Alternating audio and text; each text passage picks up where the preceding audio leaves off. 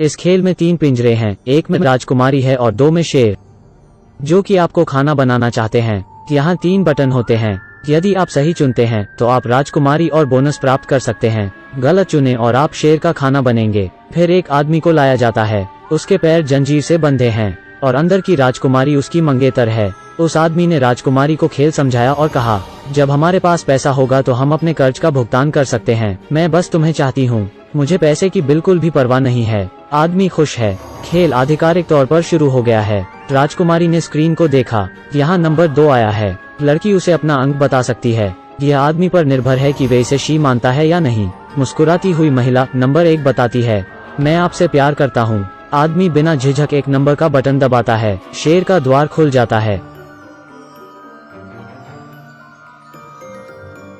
इस तरह आदमी शेर का खाना बन गया और औरत ने 30 मिलियन का पुरस्कार जीत लिया। अगले दौर का खिलाड़ी मींग है। इस बार राजकुमारी वो महिला है जिसने उसे धोखा दिया था। मींग को बांधा गया और खेल शुरू हुआ। महिला ने नंबर देखा, 3 नंबर। उसके बगल में लड़के ने उसे कहा कि वो महिला पर भरोसा न करे, उसे नंबर 2 चुनना चाहिए। लेकिन साथी ने कहा कि इन दोनों में से किसी पर भी भरोसा नहीं किया जा सकता है, उसे नंबर 1 चुनना चाहिए। अब मींग दुविधा में है। तब राजकुमारी फिर बोली कि जवाब 3 है। मींग को नहीं पता कि किसकी सुने। इस समय सूट में एक आदमी ने उसे याद दिलाया, निर्णय लेने के लिए सबसे महत्वपूर्ण बात क्या है? जागरूकता, है ना?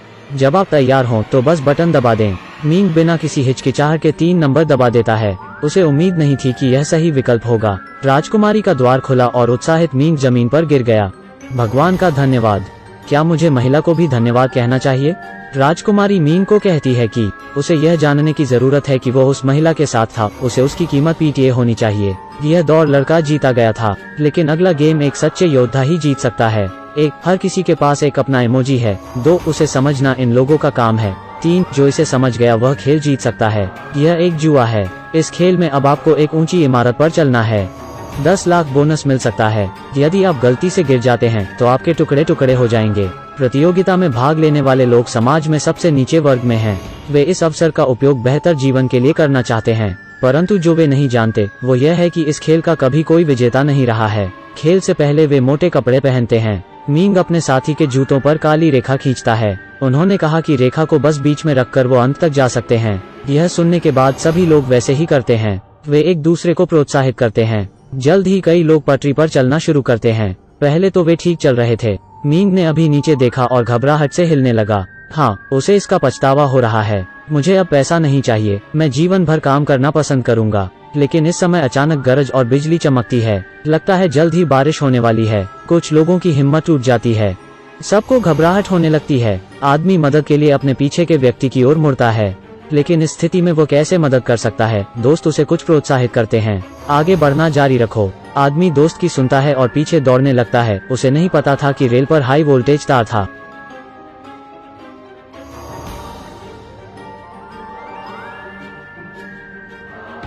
आदमी को देखकर सब घबरा जाते हैं, अर्थात उन्हें इसे पार करना होगा। पीछे नहीं जाया जा सकता। इस समय फिर से गड़गड़ाहट की आवाज आती है। एक आदमी भगवान से प्रार्थना कर रहा है। उसने कहा कि उसे कुछ नहीं चाहिए। मैं चाहता हूँ कि बस मेरे घुटने हिलना बंद कर दें। लेकिन जितना वो इसके बारे में सोचता हूँ उतने ही उसके पैर कांपते हैं। उसने किसी की नहीं सुनी और नीचे तार को छू लिया।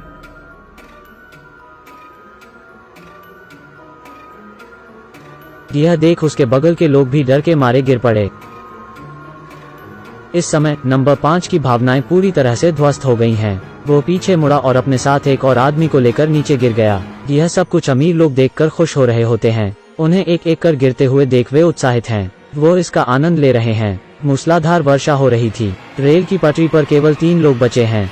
वह तीनों आगे बढ़ रहे हैं। अचानक तेज हवा चलती है। अब उनके लिए अंत तक पहुंचना और भी मुश्किल है। आदमी ने अपना सारा सामान निकाल लिया और मींग को अपनी बेटी को देने के लिए कहा। मींग ने आदमी को लगे रहने के लिए प्रोत्साहित किया, लेकिन आदमी जानते हैं कि वो सीमा तक पहुंच नहीं सकता है। आदमी के बार बार अनुरोध पर मींग को उसे वादा करना पड़ा, आपको जीतना ही होगा। फिर वो आदमी चुपचाप नीचे कूद गया। मींग अब पूरी तरह से टूट गया है। आज पहली बार वो कड़ी मेहनत न करने के लिए खुद से नफरत करता है और जोर से चिल्लाता है। कुछ देर बाद वो आगे बढ़ गया। पटरी पर सिर्फ 2 लोग बचे हैं। 2 अजनबी एक दूसरे का हौसला बढ़ाते हैं। थोड़ा थोड़ा करके वो आगे बढ़ रहे हैं। हम जीतेंगे और फिर से जीवन शुरू करेंगे। अंत में नंबर 3 ने किनारे पर छलांग लगा दी। मींग भी उछल पड़ा। दर्जनों लोगों ने चुनौती में भाग लिया था। अंत में उन दोनों ने ही फिनिश लाइन में जगह बनाई है। मींग ने पाया कि वो अमीर आदमी मुस्कुरा रहा है। अचानक उसे लगा कि कुछ गड़बड़ है। उसके पास अपने साथियों को याद करने का समय नहीं है। खिड़की खोलते ही नंबर 3 गिर जाता है और यह बाहर के हवा के दबाव में अंतर के कारण था। 3 की जीत से ठीक पहले मौत हो गई। मींग बहुत दुखी है। पूरी ताकत से वो कमरे में चढ़ गया। कमरे में लोगों ने उसकी जीत की सराहना की, लेकिन मींग को जीत की जरा सी भी खुशी महसूस नहीं हुई। अभी आगे खेल बाकी है। आदमखोर मशीन से अब उसका मुकाबला होगा। उसमें लाखों सोने के मंके हैं। स्टील के जंगल से एक बॉल निकलना चाहिए और परत दर परत टर्नटेबल परत के लाल छेद में गिरना चाहिए। यह आसान लगता है, लेकिन एक गुप्त रहस्य यहाँ छिपा है। अगर वो हारता है तो वो जीवन भर गुलाम बनकर रहेगा। मींग ने अभी खेलना शुरू किया। वो अभी खेल ही रहा होता है कि आयोजकों ने जल्दी से खेल को तुरंत बंद करा दिया। उसने कहा कि मींग ने कुछ गड़बड़ की है। यह खेल उसके लिए इतना आसान कैसे हो सकता है। उसने मुट्ठी भर गेंदों को पकड़ा और निरीक्षण बोर्ड पर डाल दिया, लेकिन स्टील की गेंद का आकार सामान्य निकलता है। आदमी हैरान है और तुरंत कार्यालय की ओर जाता है। फिर वो गेंद की झड़ी को देखता है। पता चला कि समायोजन रॉड को बदल दिया गया था। पता चला कि मींग ने सफाई कर्मचारी बनने का नाटक किया था और समायोजन रॉड को चुंबक से चुरा लिया था, और फिर उसने अपने हिसाब से गेंद को बना लिया था और वो हर दिन कील जंगल को अपने हिसाब से ठीक करता था। इस तरह अंतर को अधिक से अधिक कम किया जाता है, लेकिन वो चिंतित नहीं था। मशीन केवल यहाँ एक बाधा नहीं है। यह पता चला है कि नीचे की ट्रे भी खराब है। उनके कोण को रिमोट द्वारा नियंत्रित किया जा सकता है। ट्रे में गिरने के बाद भी लाल छेद में जाने के लिए गेंद को ऊपर जाना होगा। न केवल ट्रे को समायोजित किया जा सकता है, बल्कि पूरी मशीन को भी समायोजित किया जा सकता है, और यहाँ तक पूरी मंजिल को समायोजित किया जा सकता है। तो लाल छेद में गेंद का जाना बिल्कुल असंभव है। पता चलता है कि मींग इस चाल को पहले ही समझ चुका है। निर्माण स्थल पर पहले ही उसने एक बड़ा सिंक बनाकर उसे पानी से भर दिया था। पूरी इमारत के झुकने पर भी यह मशीन एक स्तर की स्थिति में रह सकती है। लेकिन आयोजक हार कैसे मान सकता था। उसने रिमोट को पकड़ लिया और उसे अधिकतम झुकाव कर दिया, लेकिन यह होने के कारण बहुत सारे बॉल वहां आ जाते हैं। स्वाभाविक रूप से एक गेंद लाल छेद में चली जाएगी। भले ही मींग ने यह खेल जीत लिया है, लेकिन उसे कुछ नहीं मिलता। सुरक्षाकर्मी उसे पकड़ने के लिए आते हैं। इस पल जियाओमी, जिसने एक बार मींग को धोखा दिया था, प्रकट हुई। उसने मींग का समर्थन करने के लिए अपने सारे पैसे दे दिए। मींग आगे खेलता है और जल्द ही आखिरी स्तर तक पहुंच जाता है। विशाल बोनस पाने के लिए इस मंजिल पर लाल छेद से गेंद को डालना है। बस अब यह होने ही वाला है, लेकिन हवा के झोंके से गेंद अंदर नहीं जाती।